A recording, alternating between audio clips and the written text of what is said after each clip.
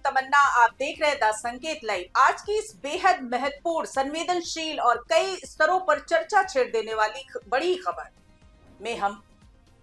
खबर में हम बात करने जा रहे हैं कांग्रेस नेता राहुल गांधी से जुड़े उस केस की, जिसने एक बार फिर न्यायपालिका, राजनीति और सोशल मीडिया के रिश्ते को कटघरे में खड़ा कर दिया। दोस्तों, मामला है कथित दोहरी नागरिकता विवाद का, लेकिन इस केस में जो नया मोड़ आया है उसने पूरी कहानी को और ज्यादा जटिल और दिलचस्प बना दिया है। दरअसल इलाहाबाद हाई कोर्ट की लखनऊ बेंच में इस केस की सुनवाई कर रहे जज सुभाष विद्यार्थी ने खुद को इस मामले से अलग कर लिया है, और ये फैसला उन्होंने किसी कानूनी दलील या तकनीकी आधार पर नहीं, बल्कि याचिकाकर्ता द्वारा सोशल मीडिया पर की गई पोस्ट से नाराज होकर लिया है। अब यहां से सवाल उठता है कि आखिर ऐसा क्या हुआ कि एक जज को खुद को केस से अलग करना पड़ा। तो आइए आपको पूरी कहानी विस्तार से समझाते हैं, ताकि आप इस मामले की गहराई और इसके दूरगामी असर को समझ सकें। दरअसल इस केस की शुरुआत होती है कर्नाटक के रहने वाले भाजपा कार्यकर्ता विघ्नेश शिशिर से, जिन्होंने ये आरोप लगाया कि राहुल गांधी के पास भारत के अलावा ब्रिटेन की नागरिकता भी है और इस आधार पर उनके खिलाफ आपराधिक मामला दर्ज होना चाहिए। उन्होंने मांग की कि इस पूरे मामले की जांच सेंट्रल ब्यूरो ऑफ इन्वेस्टिगेशन यानी सीबीआई से कराई जाए। शुरुआत में ये याचिका एमपी एमएलए कोर्ट में दाखिल भी की गई थी, जहां इसे खारिज कर दिया गया। लेकिन याचिकाकर्ता यही नहीं रुके और उन्होंने इस फैसले को चुनौती देते हुए हाई कोर्ट की लखनऊ बेंच का दरवाजा खटखटाया। यहाँ 17 अप्रैल को जज सुभाष विद्यार्थी ने एक अहम आदेश देते हुए राहुल गांधी के खिलाफ एफआईआर दर्ज करने और मामले की जांच सीबीआई से कराने का निर्देश दिया।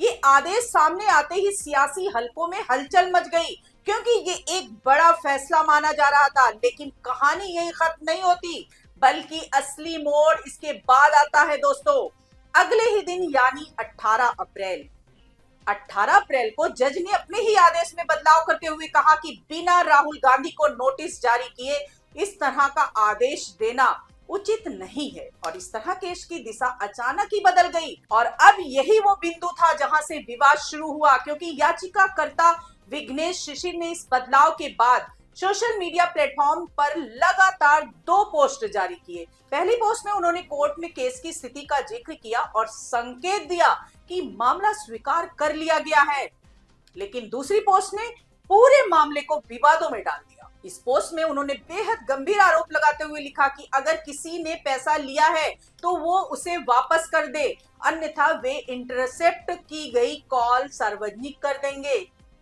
और संबंधित लोगों को जेल जाना पड़ेगा। हालांकि उन्होंने अपनी पोस्ट में किसी का नाम नहीं लिया, लेकिन जिस तरह की भाषा और संकेत दिए गए उससे ये साफ है कि ये पोस्ट न्यायिक प्रक्रिया को प्रभावित करने वाली मानी जाती है। जब सोमवार को इस मामले की सुनवाई हुई तो जज सुभाष विद्यार्थी ने खुद इन पोस्ट का संज्ञान लिया और याचिकाकर्ता से तीखे सवाल पूछे। उन्होंने कहा कि क्या अदालत के खिलाफ इस तरह की टिप्पणी करना और पीठ पीछे आरोप लगाना उचित है? क्या ये न्यायालय की गरिमा के खिलाफ नहीं है? जज ने ये भी कहा कि ऐसा प्रतीत होता है कि आवेदक इस पूरे मामले का इस्तेमाल अपने राजनीतिक लाभ के लिए कर रहा है और इस तरह के माहौल में निष्पक्ष सुनवाई संभव नहीं है, और यही कारण है उन्होंने खुद को इस केस से अलग करने का फैसला कर लिया। और ये घटना इस बार फिर ये सवाल खड़ा करती है कि क्या सोशल मीडिया पर की गई टिप्पणियां न्यायिक प्रक्रिया को प्रभावित कर सकती है, और क्या इससे न्यायपालिका की स्वतंत्रता पर असर पड़ता है? केस के मूल मुद्दे यानी राहुल गांधी की कथित दोहरी नागरिकता की बात करें तो ये कोई नया विवाद नहीं है। ये मामला पहले भी देश की सर्वोच्च अदालत यानी सुप्रीम कोर्ट ऑफ इंडिया तक पहुंच चुका है। साल 2019 में तत्कालीन चीफ जस्टिस रंजन गोगोई की अगुवाई वाली बेंच ने इस याचिका को खारिज करते हुए साफ कहा था कि किसी कंपनी के दस्तावेज में राहुल गांधी को ब्रिटिश नागरिक बताया जाना इस बात का प्रमाण नहीं है कि वे वास्तव में ब्रिटिश नागरिक हैं। कोर्ट ने उस समय ये भी कहा था कि इस तरह के आरोपों के आधार पर किसी व्यक्ति की नागरिकता पर सवाल नहीं उठाया जा सकता। इसके बावजूद ये मुद्दा बार बार राजनीतिक और कानूनी बहस का हिस्सा बनता जा रहा है।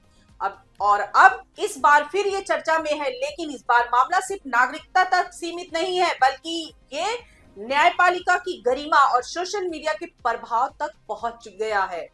और इसके अलावा राहुल गांधी पहले से ही कई अन्य कानूनी मामलों में उलझे हुए हैं, जैसे सुल्तानपुर में चल रहा मानहानि केस, लखनऊ में वीर सावरकर को लेकर दिया गया बयान और हाथरस में दर्ज एक अन्य मामला।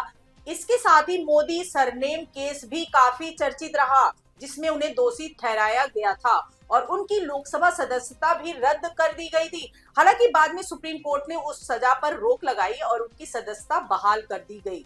इन सभी घटनाओं को जोड़कर देखें तो ये साफ होता है कि राहुल गांधी लगातार कानूनी और राजनीतिक चुनौतियों के बीच घिरे हुए हैं। लेकिन इस नए घटनाक्रम ने एक अलग ही बहस छेड़ दी है दोस्तों। और अब सबसे बड़ा सवाल यही है कि क्या याचिकाकर्ता द्वारा सोशल मीडिया पर इस तरह की पोस्ट करना न्यायिक प्रक्रिया को प्रभावित करने की कोशिश माना जाना चाहिए? क्या ये अदालत पर दबाव बनाने की रणनीति है या फिर सिर्फ एक व्यक्तिगत प्रतिक्रिया? और दूसरी तरफ क्या जज का खुद को केस से अलग करना न्यायपालिका की निष्पक्षता को बनाए रखने का सही कदम है, या इससे ये संदेश जाता है कि सोशल मीडिया का दबाव असर डाल रहा है? ये सभी सवाल अब देश की न्यायिक और राजनीतिक बहस का हिस्सा बन चुके हैं और आने वाले दिनों में ये केस किस बेंच के पास जाएगा और आगे क्या फैसला होगा, ये देखने वाली बात होगी दोस्तों। लेकिन फिलहाल इतना तो तय है कि ये मामला सिर्फ एक कानूनी विवाद नहीं बल्कि एक बड़ा उदाहरण बन चुका है कि कैसे आज के डिजिटल दौर में सोशल मीडिया न्यायिक प्रक्रियाओं के साथ टकरा सकता है और किस तरह ये टकराव बड़े फैसले को प्रभावित कर सकता है। आप इस पूरे घटनाक्रम को कैसे देखते हैं? क्या ये न्यायपालिका की गरिमा की रक्षा का कदम है या फिर एक नए तरह के दबाव की शुरुआत? अपनी राय हमें कमेंट्स में जरूर बताएं और ऐसी ही गहराई और विश्लेषण वाली खबरों के लिए द संकेत लाइव को लाइक, शेयर और सब्सक्राइब करना ना भूलें। आज के लिए इतना ही। नमस्कार दोस्तों।